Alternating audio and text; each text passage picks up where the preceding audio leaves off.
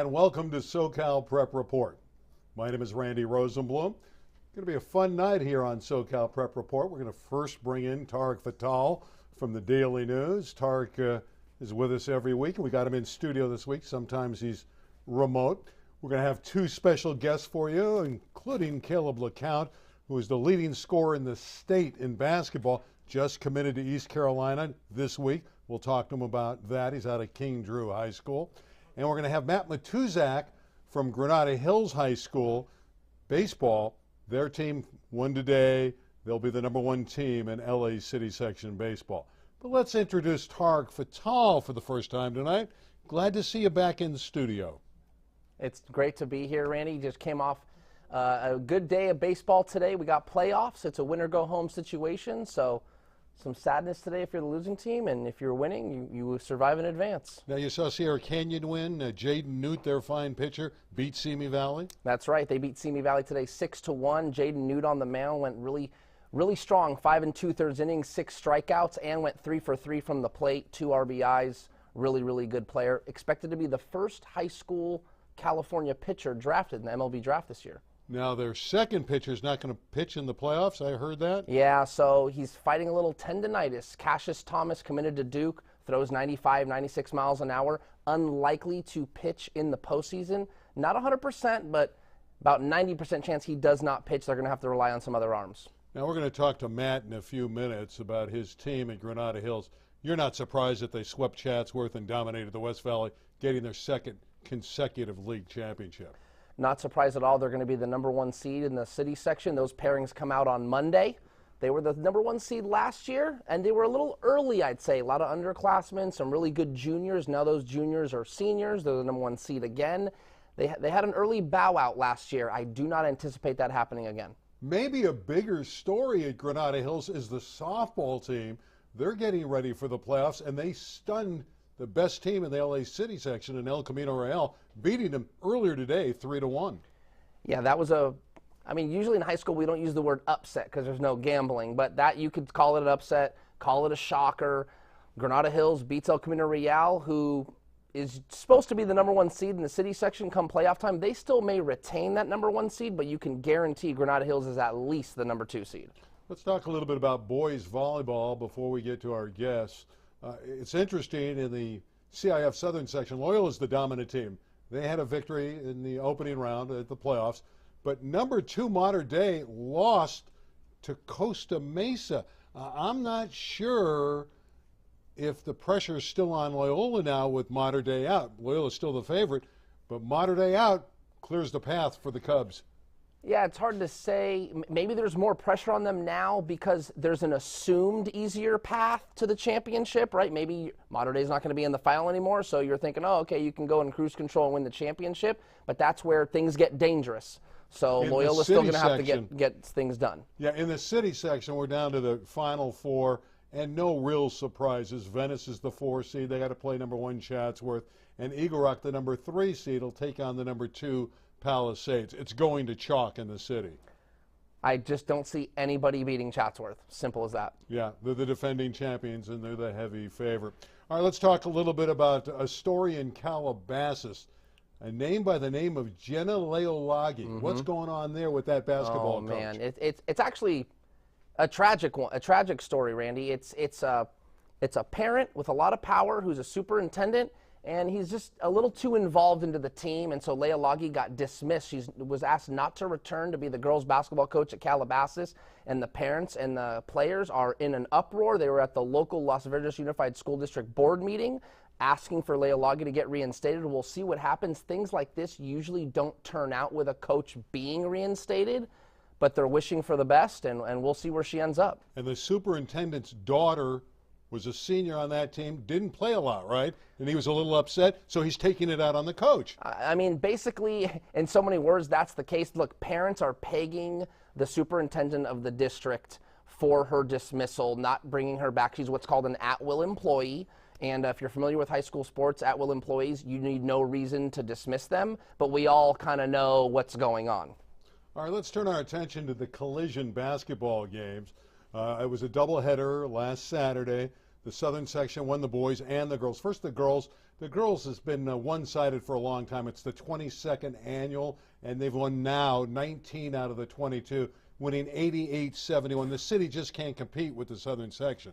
Well, you know, I think that's kind of a trending thing nowadays. It's unlikely to see city section programs beat Southern section programs. It happens now and again, but when you get the whole section versus one section, the Southern section is usually more dominant. Yeah, and Allison C. of Pasadena, South Pasadena High School, was the MVP of the girls' game, scoring 17 points. I want to talk about the boys' game. They were competitive. The city came close. Donovan Dent was the star down the stretch, winning 92-88. Dent scored 10 out of the team's final 12 points, controlled the game, and he was magnificent, the MVP out of Corona Centennial.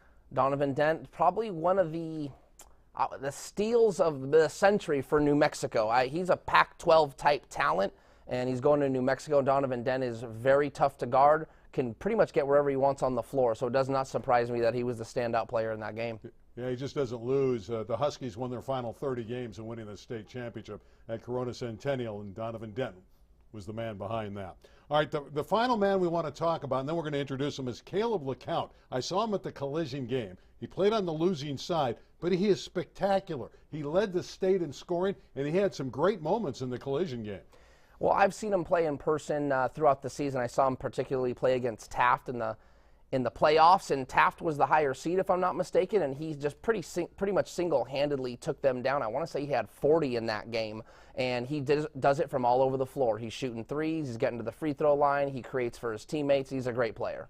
And Kalib LaCount's going to join us now. By the way, he played great basketball. He led King Drew into the finals. They came up a little bit short against Fairfax. But Kalib, welcome to the program. What's up, my guys? How y'all doing? Fun was it playing against all those all-stars from the Southern section and Donovan Dent?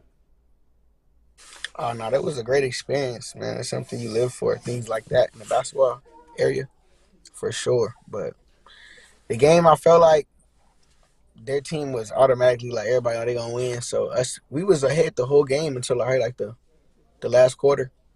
And then they pulled away. Donovan started making some tough buckets, and they pulled away. But for us to put up that fight, it was a good game. It could have really went either way. You know, this week you decided to play at East Carolina. Now, you don't hear a lot of guys from King Drew or Southern California going to East Carolina. Why that selection? Well, and they were showing the most interest, and they was like, the coach, me and the coach, we had great talks. Like,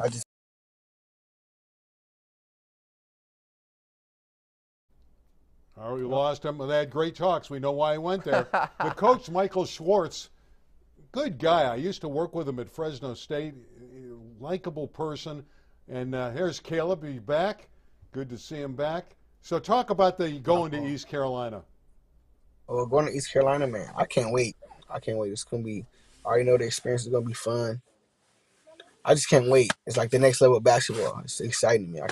It's like, man, that's a crazy feeling to know you've done that.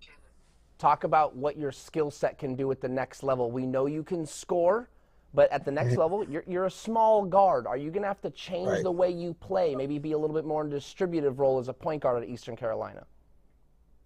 I'm just, any role that my coach want me to play, I'm going to play it. Like, I feel like I'm good enough to switch that. Like, I can go to be a distributor, and the next game I can have 30 points. Like, I feel like that what sparks my game, because I can do that. I'm okay with being that, because like I play on my 17U team. Some of the guys on there can score real good. On that team, I don't really have to score that much as I do on King Drew. So I like passing the ball, seeing them score. It's like exciting me. I like seeing my teammates score. Yeah, well, I saw you at the Collision game. You reminded me of Memphis. Now, Tarek thinks I'm crazy, but I think you look and play like him. Your style. Do you pattern your game after John Morant? I just take his approach and his attitude towards the game. Like, he's him. He knows he him. So it's like I take that same approach. I feel like, yeah. But I just got the dreads, though. John's crazy. That's true. On top of the approach, when you think about John Morant, is there something in particular you like that he does with his game? Yeah. people sleep on his floater game is crazy. Like his floater game is automatic. He gets to his spots and then he just above the rim and he's fearless. You can tell he's fearless. Like he tried to dunk on Gobert. He's damn near a foot taller than him. You got to be fearless to do stuff like that. All right, So I Jayet, respect the way. Mhm. call you. Okay, I know you're Caleb, but I'm calling you Ja Jr. You averaged Fair. 33 and a half points a game. You led the state in scoring, but you scored 59 against Dorsey. Most people can't experience a night like that. What was scoring 59 points against the Dons like? That was crazy. I'm not gonna lie. That was crazy. But the crazy part is, I started off the game like scoring, but then I like the end of the second and the third, when I ran off for like, I probably scored like at least like 15 points in the last, like in the last minute of the second quarter. I just ran off and then I was like, oh, it's gonna be a good game. Because the first quarter I was missing, but that second quarter at the end, I was like, oh yeah, I'm feeling it now. And then third quarter, I probably had like 25. And the next one, I don't know. Every quarter, I just kept scoring a lot, I except for ended up with 59. quarters. Caleb, thanks for the visit. Good luck at East Carolina. I saw you over the weekend at the Collision Games. Very impressed. Keep up the work, and like I said, the best of luck when you go to East Carolina. All right, thank you, my guys. I'll talk to y'all later. All right, you take care. Good kid, great scorer. I know you saw him against Taft. How do you not root for that? You know, I mean, like, what a nice kid and just kind of real. You could tell, like he said about talking about John Morant, just kind of, I think he embodies that approach that he's only himself, right? And he's not going to change for anything, and he's just going to be himself. And that bleeds into a game a lot, just not wanting to acquiesce to anything else, just sticking to your game. He's interesting to watch because he's emotional on the court. When he makes shots, he'll acknowledge the crowd. He's very animated, and he's exceedingly quick and very fun to watch. So are the Granada Hills Highlander baseball team. They're the top team in LA City section. They have a coach at Matuszak who has led his team to 2 consecutive West Valley League championships. And we bring in Matt right now. Matt, congratulations. I know you won today on Senior Day, 7-3 over Chatsworth. What's Senior Day like? Is it a distracting day with the seniors? But you won, so it has to be a good day, right? Yeah, I mean, typically, in history, senior days is for a coach is can be a distraction. It can be there's a lot going on. Today was the best senior day that I've ever been a part of. I mean, everything just went smooth. The parents did a phenomenal job. As far as getting things set up and getting through. Kind of our coaches, we kind of had a little bet on what time first pitch was gonna actually go off our starting. Wait a minute, there's no betting in high school. No, I mean just kind of a friendly, just kind of joking around, like, hey, what time is the first pitch going to be today? Trying to get first pitch on as close to on time as possible for respect for the other team. Matt, I think we started like just 2 or 3 minutes late, which was pretty impressive. But everything went smooth. Everything was phenomenal. Obviously, to get a win on senior night, it's nice. I didn't plan it this way, but I actually was able to get every single one of my seniors in the game, which I have 11 of them, which is tough to do. And again, that's not something that I normally do on senior night. It just kind of worked out that way tonight. Happy tonight. Matt, talk about the difference between last year's team and this year's team. Same result, West Valley League champs, but there's got to be a difference. What is it? I think the experience a little bit. Last year was really tough because, it was a COVID year. So kind of all bets were off with things. I mean, everything was just kind of, chaotic and kind of thrown together last minute. And it's weird. I was talking to my coaches after the game and we were talking about, all right, what's the difference this year than last year? What do we need to do different heading into the playoffs and different things? And the difference between this team is kind of just the experience and they've kind of learned from a lot of their mistakes from distractions. Heading down through West Valley League play at the end of last year, we kind of hit a little bit of a rut where maybe we weren't having the best practices. Maybe we got a little bit big-headed. Maybe we, weren't as focused as we should have been. And I think from a senior leadership standpoint this year, we're cleaning up a lot of those mistakes we made last year. You know, the goal is to get to Dodger Stadium and win the championship. Everybody wants to get to Dodger Stadium. You're the best team in the city. I've said it all season long. But that doesn't really mean anything. It's a tournament. It's one and done. One good pitching performance can knock you out. So as a coach, how do you tell your team the regular season was great, but really it doesn't mean a whole lot, does it?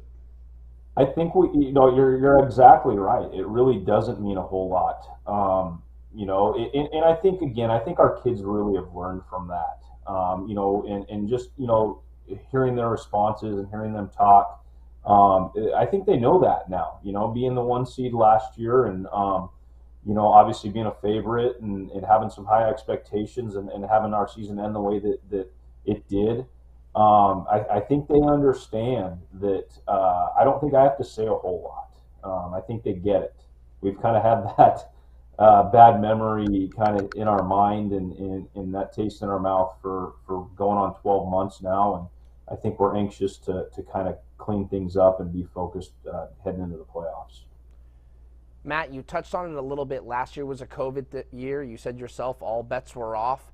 This year you're going to have a postseason, which you've alluded to, and it looks like you're going to be able to have fans. I know last year in the postseason, parents were upset. You got to have, I forgot what they called it. You're going to have to tell me, kind of like this right field pavilion of fans that had to watch the games from outside the chain link fence. Just kind of talk about those challenges, and now this year not having to worry about that. Yeah, and I hadn't even really thought about that, those challenges and stuff. There was just so many things going on last year. And yeah, we called it the right field pavilion because we had the windscreen down out on the street there. And so fans, they couldn't be on campus because of COVID, but they were able to kind of view through there, which was different. So obviously, yeah, not having fans in the stands is different. It's a difference in intensity and heartbeat and adrenaline, a lot of different things. And then again, going into the playoffs, we didn't even know, whether we were going to be able to host a playoff game with that. Right. We thought that we might have to go play on another campus somewhere or have to do something. We literally didn't even know till about 2 days before our game if we were even going to be able to host our game. And there was some different challenges. If we were to move on to the semifinals, I think we were going to go play at Valley College.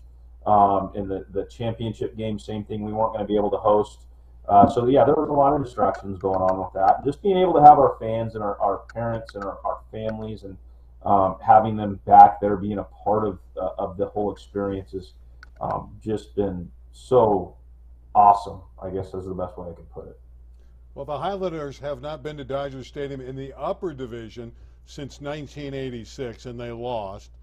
84 was the last time the Highlanders won the highest division and won at Dodger Stadium. Now, they had this invitational tournament in the early 2000s, and Granada seemed to win it every year. But this is the big one. This is the top level. Tell us some of the names that'll get the job done for the Highlanders if you are indeed going to make another deep run. Yeah, gosh, I hate to list off names because I'd forget somebody, but it starts with the guy who, in my vote, is the player of the year, and Alden Quintanilla has had an outstanding year for us. You got Brandon Garfinkel, who's the returning West Valley League player of the year, and then our pitching staff. We got Drew Gustafson, who's a 4-year starter for us. He threw a 1-hitter as a freshman in our playoff game against Carson. Back a few years ago, with experience. And then you got guys like Zach Perez, who's throwing the ball really, really well. And Brandon has experience. And, I could go on and on with a bunch of different names, but we have 11 seniors and a lot of them play a lot of meaningful innings for us. And ultimately it's going to come down to our senior class, getting it done for us when it matters. Shifting gears just a little bit, we've seen a little bit of B-roll of that outstanding field. Matt, you've been in this valley for a handful of years, maybe a little longer now, but very quickly you made an impression on the baseball community in the San Fernando Valley of having one of the best well-kept baseball fields. I know that's something you're proud of. Just talk about that love for keeping the line so plush there at Granada. Well, I haven't actually posted the picture on social media yet, but I just did something fun for senior night today, or that I did this week, where I actually mowed a 22 into our infield. So keep an eye out for that. But yeah, I take a lot of pride in our field. And it starts with just playability. I have a background in groundskeeping and take a lot of pride in that. It's a hobby. I don't like to use the word obsession, but just little things. I take bad hops as insults when there's a bad hop in our infield. And so we want to have the best playable field that we possibly can. Obviously from a cosmetic standpoint, we want it to look nice as well. And we take a lot of pride in that. We put a lot of work, and it's not just me. It's our assistant coaches. My right hand man, Sal Maida, is out there till dark with me, just doing a lot of work, and our kids cleaning up the field after practicing games every day. A lot goes into it, and yeah, I appreciate the compliments on that though. Now, it's green because of your school colors, right? No, I mean, people ask me how do I get the grass so green? Really sunlight, water, and a little tough love, and ultimately that's kind of how I get it green. Well, coaches are good with tough love. Your poker background, I understand that you could have been a rich man playing poker. Yeah, I mean, quite a bit back in the day. It was actually my main job for a number of years. Long story short, I wanted to do something a little bit different with my life, just from a fulfillment standpoint. I was already coaching, but I went back and got my degree and wanted to become a teacher and get into education. And honestly, it's probably the best thing that I ever did. I love what I'm doing now, and I'm on I think I'm on year 7 or 8. Yeah, I think I'm year 7 as a teacher, and just really happy with what I got going on. Matt, the approach you have when you've got some expectation, we all knew Granada Hills was probably going to be the team to beat. Now, obviously, you're going to get that #1 seed. Are you a step-by-step type approach, game by game, day by day, or is there a big goal, win a city championship, and you do everything up until then? Kind of talk about the approach with your team. I think you've got to kind of take it a little bit of both, to be honest. But you have to kind of take it day by day. Obviously, as the head coach, I've got to think big picture. So, the first thing that I'm going to do tomorrow morning when I get to school is I'm going to pretty much script out every day for the next 15 days of what we're going to do, what it's going to look like, what are we going to get accomplished, what's kind of our game plan to have ourselves be ready for game 1, which is May 20th. We've got to sit and wait 15 days before we play. And then by then it's got to really be game by game. We got to do everything we can to win that first game and take care of business there. And then, hopefully we're fortunate enough to move on to the semifinals, and we'll kind of deal with the semifinals once we get there. But everything's kind of a big picture thing within a day by day approach. But Let's take Granada Hills out of the equation. Let's look at this from a big picture of the rest of the teams in the city. I'll give you Roosevelt, Palisades, Marshall, Birmingham. You break it down for us. If you're not the team, who is the team, and which is the team that could knock you off? Absolutely, Birmingham. How do I not say that? Honestly, I know those Region guys C are bias. Yeah, no, they're a phenomenal program, and I have a whole lot of respect for them. Their coaching staff, their players, they're really deep. They have a really, really good offense. They have a really deep pitching staff with a lot of experience. Obviously, they beat us last year, and they've got guys who have been there. And again, they've got coaches who have been there. They didn't win 3 straight city titles from 17 to 19 or whatever it was by accident. They beat us. They beat us, and they're gonna obviously they're a team that they're not gonna be afraid of us. That's for sure. They're gonna come in with a lot of confidence.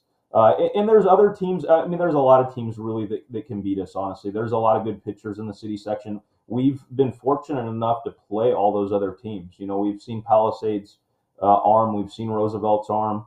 We've seen San Pedro. We haven't seen Marshall, but we've seen a lot of those teams that you kind of just mentioned.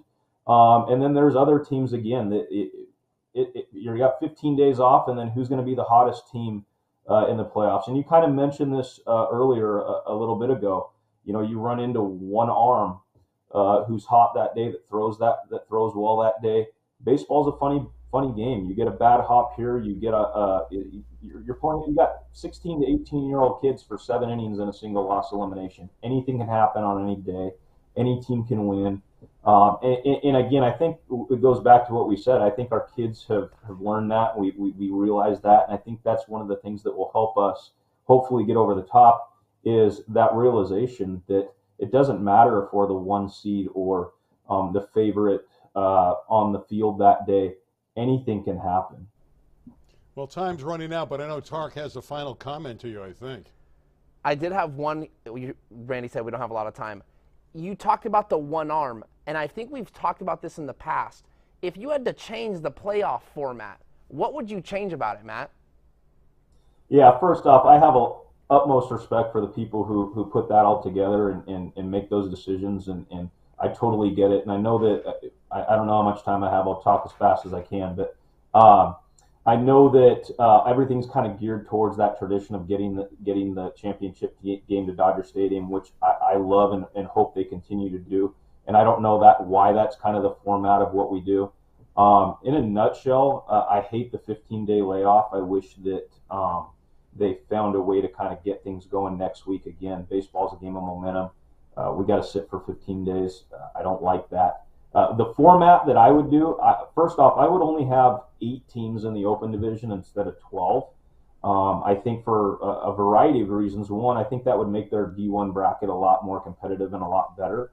I think that you could put eight teams in there and have that bracket that way. And then what I would do is, at least for the first round and probably for further, I would do a 3-game series. If you got to have those 3 weeks before from the end of the season to the championship, let's play a 3-game series for the quarterfinals next week. However they want to do it, and that way you see some pitching depth. It's not just a 7-inning single loss and you're done. Again, I'm kind of biased with that, and I know that I've got a deep pitching staff, and a lot of people will say, "Oh, of course you want that because you've got a deep pitching staff, and that would favor you." Sure, I would say that on any given year.